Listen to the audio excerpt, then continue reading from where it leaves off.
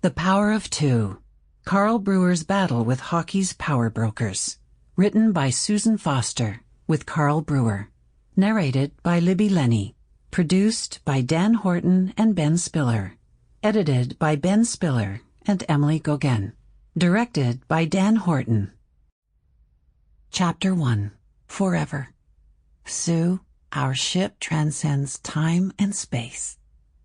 Over the years, when people asked me how long I'd known Carl Brewer, I'd frequently reply, forever. It may sound melodramatic, but it was never intended to be. Indeed, it has always seemed to me to be the only true answer. Upon hearing this, some would look at me perplexed, while others would smile knowingly and nod in understanding. The course of our lives was altered the moment we met in March 1963. I was 18, a shy, retiring teenager studying for my grade 13 exams at West Hill Collegiate in Scarborough, Ontario. That fall, I hoped to be accepted at McGill University majoring in French. My goal was to be a high school French teacher. Carl, meanwhile, was well established as a defenseman with the Toronto Maple Leafs, a Stanley Cup winner, an NHL All-Star, and an eccentric who cut the palms out of his gloves and gripped his hockey stick barehanded. He was also recently married. My father, Newton Foster, was employed as an industrial engineer at Johns Manville, an asbestos insulation factory at Port Union Road and Lawrence Avenue in Scarborough. The man who ran food services at Johns Manville also operated the coffee shop at Maple Leaf Gardens. He'd arranged for the Leaf team to tour the factory and have dinner. I'd heard my dad mention the event, but never expected to be a part of it. When he came home one evening and told my sister and me that we'd be meeting the Leafs, I was delighted. It was a welcome and exciting break from my studies. I grabbed a notepad for autographs, and off we went. We arrived just as the dinner was winding up. I'd no sooner entered the dining area that evening than Cam Granger, a colleague of my father's and a close family friend who was hosting the event, approached me and said, "Come with me, there's someone I want you to meet." Cam had always been special to me.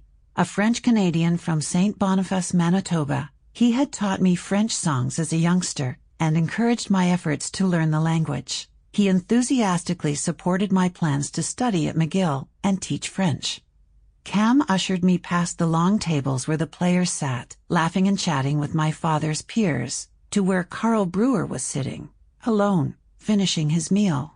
Cam introduced us. Carl immediately stood up, and we were standing face to face. At that instant, before a word was spoken, we both felt an extraordinarily powerful connection and attraction for one another. Soul recognition is the only way I can describe it. We both had a deep sense of knowing one another and felt comfortable and relaxed in each other's presence. We stood smiling and gazing at each other for several moments. I sensed at once his gentle nature and was charmed by his warm and welcoming expression. He was soft-spoken and inquired with genuine interest about my studies and plans for university. That peaceful, strong sense of ageless connection never left us. We both just knew, even then, that our lives were somehow inextricably intertwined. When I was introduced to Carl that March day, I knew nothing more about him than that he played defense for the Toronto Maple Leafs. As in so many homes of the day, our family followed hockey, the national pastime, with keen interest. On Saturday nights, we gathered in front of the black and white television set in the living room, with a fire crackling in the fireplace and the wonderful aromas of a delicious dinner prepared by my mother still permeating the air. We sat transfixed to the grainy screen, listening to the catchy theme song and the voices of Hockey Night in Canada, Foster and Bill Hewitt, as the game got underway.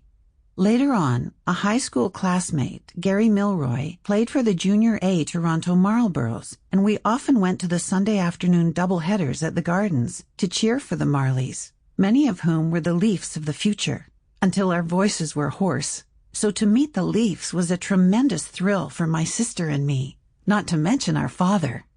Although we didn't realize it at the time, Carl and I shared many similar traits.